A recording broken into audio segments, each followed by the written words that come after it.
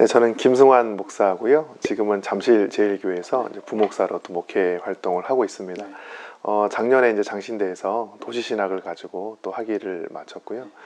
지금은 이제 에라스무스 인문학과 신학을 같이 겸해서 연구하는 단체에서 또 연구원으로 활동을 하고 있고, 또 최근에 이제 총서를 저희가 하나 냈어요. 근데 그 부분에서 이제 스탠 하워스를 가지고 제가 또 글을 얼마 전에 썼습니다. 네. 아마 하워스에 대해서 많은 분들이 여러 매체를 통해서 아니면 또 저작물을 통해서 소개를 받으셨을 텐데, 사실 한눈에 파악할 수 있는 학자는 아닙니다. 또 그의 책들을 다 일일이 읽어볼 수 없기 때문에, 특히 학문 안에서 그를 이제 붙잡을 수 있는 키워드는 저는 크게 한 3가지 정도를 보거든요.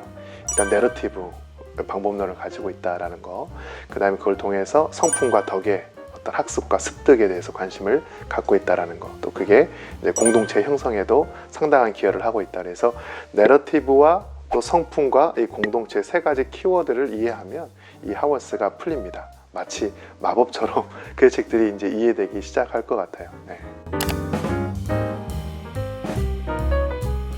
최근에 이제 한국 교회의 여러 위기들을 이야기하잖아요. 또 교인 수가 감소되고 사회적인 영향력도 많이 약화되고 있기 때문에 어떻게 하면 이 어려움을 헤쳐나갈 수 있을까, 그런 대안들을 많이 찾는 것 같아요. 그래서 한쪽은 뭐 공적으로 더 나아가자, 교회 공공성에 대한 논의를 많이 하기도 하고, 또 한쪽으로는 그게 아니라 우리 어떤 교회됨을 좀 회복하자, 거기에 더 집중하자는 어떤 그런 흐름이 있는데, 하워스는 이제 후자 쪽입니다. 교회 공동체성을 강조하는 그런 학자이고요. 그렇다고 해서 교회 뭐 중심주의나 또 교회가 뭐 최일선이다라고 말하는 것은 아니에요. 특히 이 저자 교회 정치학에서는 교회됨을 통하여서 공적 사회에도 메시지를 줄 수 있는 충분한 대안이 될 수 있다라고 주장을 하는 것이고, 이런 하워스가 우리 한국 교회는 아주 매력적인 인물인 게 분명합니다. 교회를 말하면서도 또한 사회를 함께 붙잡고 있기 때문에, 물론 그에게도 여러 가지 단점들이 있습니다만, 그래도 본질, 또 복음의 순수성, 또 초대교회와 같은 어떤 예수 그리스도의 강력한 내러티브에 기초한 어떤 제자됨을 이야기하기 때문에 우리 크리스찬들에게는 아주 상당히 흥미로운 인물인 건 분명한 것 같아요. 크게 2가지거든요. 하나는 기존의 교회가 주장해왔던 정치 권력과의 결탁, 크리스텐덤 또는 이제 콘스탄틴주의라고 이야기하는데, 어떤 제도권 교회의 타락과 부패에 대해서 그는 끊임없이 질문을 던졌고, 또 다른 쪽으로는 이제 계몽주의 이후에 어떤 교회가 어떤 합리성에 집중하고 또 개인의 어떤 신앙과 어떤 양심에 어떤 강조점을 두는 것을 이제 비판하는 것들, 계몽주의와 함께 어떤 제도권 교회를 2가지를 비판하면서 하워스가 자신의 논지를 펼쳐 나갑니다. 이제 학자들마다 자기의 어떤 테마가 있어요. 그 테마를 이해하면 이 사람이 왜 그런 주장을 했는가를 이제 잘 알 수 있을 텐데, 한국교회도 마찬가지인데, 기존의 교회들이 교회의 어떤 본연의 모습이 아니라 어떤 자신의 정치력을 과시한다든지 자신의 공론장에서 목소리를 주장하기 위해서 어떤 힘, 어떤 권력, 그런 것에 집중하는 어떤 제도권에 대해서 하워스는 분명한 목소리를 냅니다. 그래서 평화를 이야기하고요, 또 비폭력을 이야기하고 그리스도의 어떤 십자가, 그것을 추구하는 것이 이 땅의 어떤 교회됨의 모습을 회복하는 것이다. 이게 크리스텐덤 시대의 포스트 크리스텐덤의 어떤 자세다라고 그런 이야기를 하고 있고, 특히 이 교회 정치학 4장이 바로 그 핵심 내용이 그런 내용들로 구성되어 있습니다.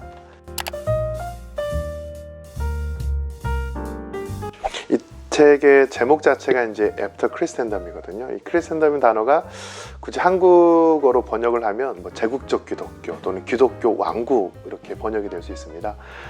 기독교 왕국 하면은 우리 교회가 세상을 지배하고 통치한다, 또 하나님의 어떤 말씀과 그 가르침이 온 모든 인류에게 아주 구체적인 영향을 미칠 수 있다라는 긍정적인 메시지로 해석할 것 같은데, 크리스텐덤이란 용어 자체는 굉장히 부정적인 뉘앙스를 가지고 있어요. 초대교회의 모습을 잃어버리고 로마의 어떤 기독교로 공인된 이후에 교회가 권력화되고 또 제도화되고, 그러면서 전쟁을 지지한다든지 아니면 어떤 신앙의 본연의 모습들을 잃어버린 것들에 대해서 비판하는 용어가 바로 크리스텐덤입니다. 우리 한국교도 마찬가지지만 최근에 기독교가 위치하는 이 현실이 무엇인가, 사람들이 교회를 떠나가고 또 교회를 신뢰하지 않고 더 이상 크리스텐덤의 논리를 가지고는 신앙생활이 어렵다. 그래서 애프터 또는 포스트, 그 이후에 이 교회의 현 주소를 자각하는 게 이 하워스의 어떤 중심 메시지입니다.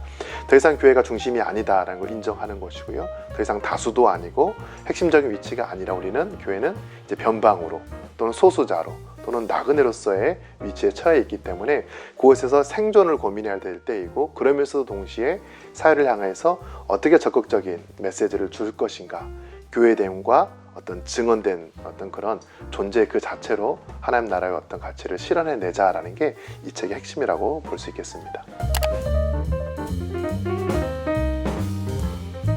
장단점이 아주 분명합니다.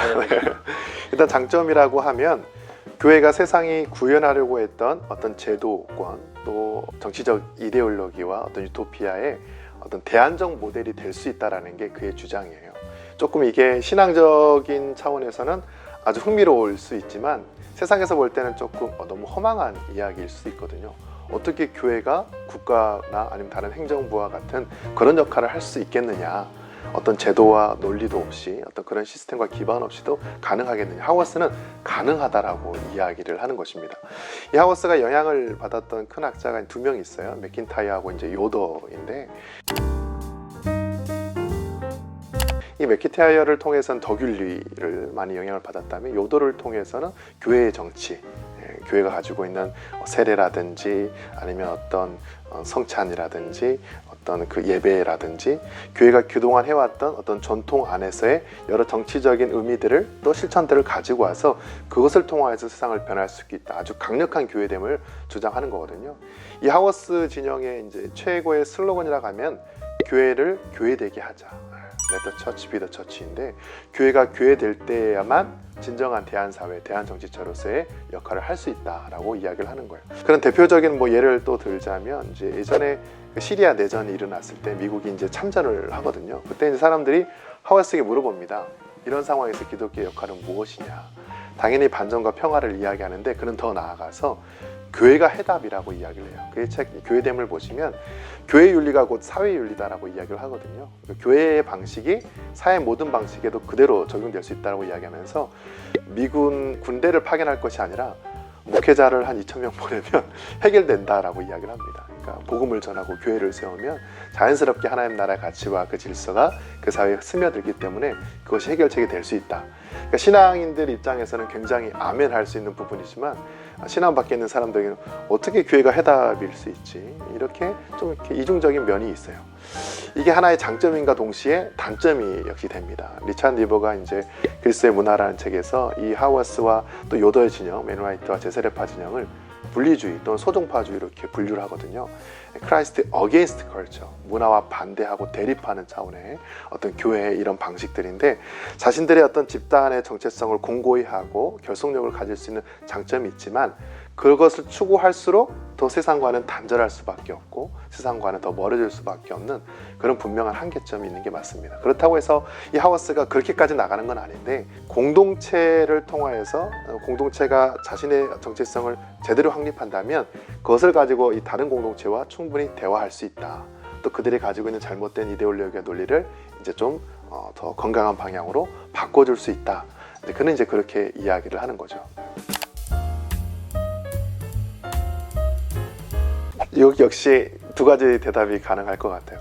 긍정적인 차원에서 하워스를 보자면 충분히 가능할 수도 있습니다. 우리가 기독교가 이제 여러 공론장에서 진보든 보수든 다양한 방식으로 정치 참여를 시도하는데 조금 어설퍼요. 그러니까 전문성이 떨어지는 거죠. 교회 안에서도 전문적이지 못하고 교회 밖 사회에서 보더라도 사회를 읽고 정치를 해석하고 바라보고 또 실천하는 그 과정 모두가 다 조금 아마추어적인 느낌이 많이 납니다. 오히려 하워스의 입장을 따르자면 거기에 대해서 좀 무관심할 필요가 오히려 있을 것 같아요.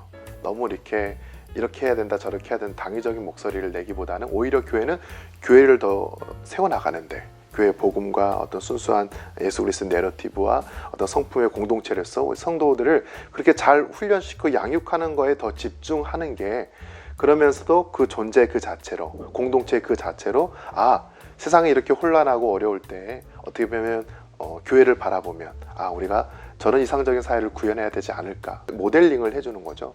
그런 차원에서 세상에 어떤 대안을 하나 줄 수 있는 게 맞는 것 같고, 이왕 정치 참여를 과감하게 하자면 저는 조금 더 하워스 입장에서 보완이 필요하다고 보는데, 그게 최근에 이제 또 많이 논의되고 있는 교회 공공성과 공공신학적인 그 관점에서 사실 어느 하나의 보편적인 공동체를 만드는 것이 아니라 공동체들의 공동체가 이 사회거든요.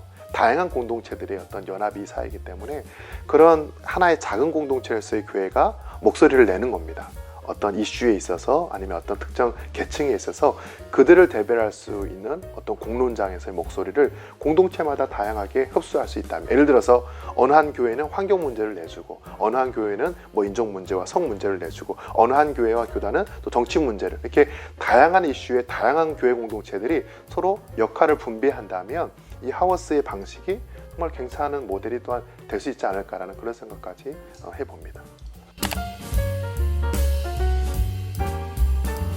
제가 이제 물론 가장 먼저 하워스를 접했던 건 교회됨이라는 책이었습니다. 그래서 내러티브에 대해서 그가 이야기할 때 굉장히 매력이 느껴졌어요. 예수의 내러티브인데, 이 내러티브의 장점이 뭐냐면 그 사람의 정체성이 무엇인지를 확인시켜 주거든요. 그러니까 내가 어떤 사람인가, 나를 구성하는 이야기가 무엇인가, 내가 어디서 태어났고 어느 학교를 다녔고, 이 모든 게 다 이야기거든요.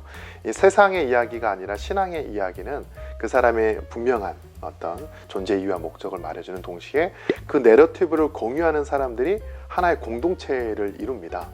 교회마다 그런 내러티브가 있는 것이겠죠. 우리 기독교는 예수의 내러티브이고, 이 시대에 개인화되고 파편화된 사회에서 서로 자신의 정체성과 인생의 의미와 목적을 모르는 이 사회에서 이 기독교의 내러티브가 충분히 어떤 사회에 대안이 될 수 있다는 게 일단 첫 번째 굉장히 큰 매력을 느꼈어요. 더 나아가서는 이제 그의 삶인데, 한나엘을 읽다 보시면 알겠지만 그가 학자로서도 참 훌륭하지만 한 아버지와 또 남편으로서의 정말 훌륭한 삶을 살아가면서 그의 신학은 그의 삶과 분리되지 않는다. 굉장히 가정에 어려움이 많이 있었고, 특히 아내의 문제에 있어서 어려움이 많이 있었는데 자신의 어떤 평화지향적이고 어떤 성품과 덕스러움을 지향하는 그의 삶과 그의 어떤 신학이 분리되지 않는다는 면에서 이게 저는 개인적으로 어떤 하나의 롤 모델을 발견한 듯한 느낌을 받았어요. 그래서 목회자로서 하워스처럼 살 수 있다면, 또 그렇게 설교하고 글을 쓸 수 있다면 정말 훌륭한 삶이 되지 않을까. 단지 학문의 대상이 아니라 어떤 제 삶의 대상으로서 이 하워스가 매력적으로 다가왔습니다. 물론 나중에 가서는 그의 단점들이 보일 때는 조금 당황스러운 부분도 있지만 그 반대 진영을 또 공부하면서 충분히 대화가 가능하다라는, 또 그것을 보완하는 게 이 하워스를 공부하는 학자들의 또 숙제인 것 같아요. 그대로 적용하기보다는 우리 상황과 현실에 맞추어서 해석하고 또 실천하는 게 우리의 몫이 아닌가 싶습니다.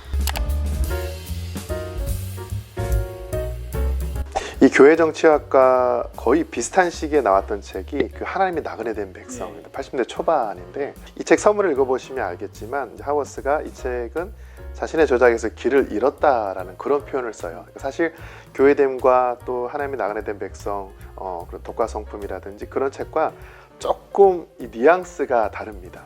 그러니까 무슨 말이냐면 그 이전의 책들은 하워스가 훨씬 더 많이 교회에 집중을 하거든요. 그러나 이것은 교회를 통해서 이 세상과 조금 대화를 하려는 그런 시도들을 하고 있어요. 그래서 이 책을 먼저 읽어보시면 하워스가 좀 잘 안 읽힐 수 있습니다. 그래서 혹시 여러분이 하워스에 관심을 가진다면 일단 저는 한나아이를 읽기를 먼저 추천을 드립니다. 그의 학문적 여정과 삶의 여정이 어떻게 이제 흘러가는지, 어떤 학자로부터 영향을 받았고 어떤 시대에 어떤 이슈를 가지고 글을 썼는지를 먼저 보시고, 그 다음에 읽은 책은 하나님이 나그네 된 백성이에요. 그 책이 좀 부피도 얇긴 합니다만 하워스의 아주 그 핵심적인 사상들이 조목조목 잘 정리가 되어 있습니다. 그 다음에 교회됨을 보시면 그의 방법론을 알 수 있겠고요. 그 다음에 이 책을 보시면, 마지막으로 이 책을 보시면 이 하워스를 통해서 내가 교회 밖에서 세상을 이렇게 해석하고 실천할 수 있겠다, 어떤 그런 하나의 또 모델을 발견할 수 있지 않을까, 그런 생각이 듭니다. 신학을 공부하면서 많은 분들은 그렇게 이야기를 해요. 신학이 목회 현장에 도움이 되느냐, 또 사회를 바꿀 수 있느냐. 저는 바꿀 수 있다라고 생각을 합니다. 그렇게 말을 하시는 분들은 신학 공부를 좀 덜 하셔서 그런 것 같아요. 한문의 영역에 들어와서 한 학자를 사랑하고 또 그를 탐독하다 보면 그의 장점과 단점이 보이고 특히 나 자신이 보이기 시작하거든요. 누군가를 깊이 사랑할 때 그 사람을 닮게 되고요. 그의 생각을 쫓아가게 되고요. 어느 순간은 그와 멀어지는 시기가 분명히 오지만 그 전까지는 분명히 성장하고 성숙하는 중요한 디딤돌이 됩니다. 특히 젊은 목회자와 젊은 신학자들에게 신학이 왜 필요할까를 고민한다면 이 하워스 책을 한번 읽어보십시오. 이 신학을 통하여 한국교회와 자신의 어떤 목회적 삶을 어떻게 세워나갈 것인가 정말 많은 도움을 받을 수 있을 것 같아요. 물론 읽다 보면 자기가 동의되지 않은 부분이 분명히 나옵니다만 그것을 또 비판하면서 또 반대로 하워스를 역읽게 하면서 또 다른 대안과 또 다른 실천을 할 수 있기 때문에 신학을 처음 접하고 또 목회 현장에서 어떻게 신학을 가지고 목회를 할까를 고민한다면 저는 적극적으로 이 스탠 하워스를 추천합니다. 그를 통해서 또 여러분의 모든 삶의 자리에 더 풍성한 어떤 해석과 실천이 가능하리라고 봅니다.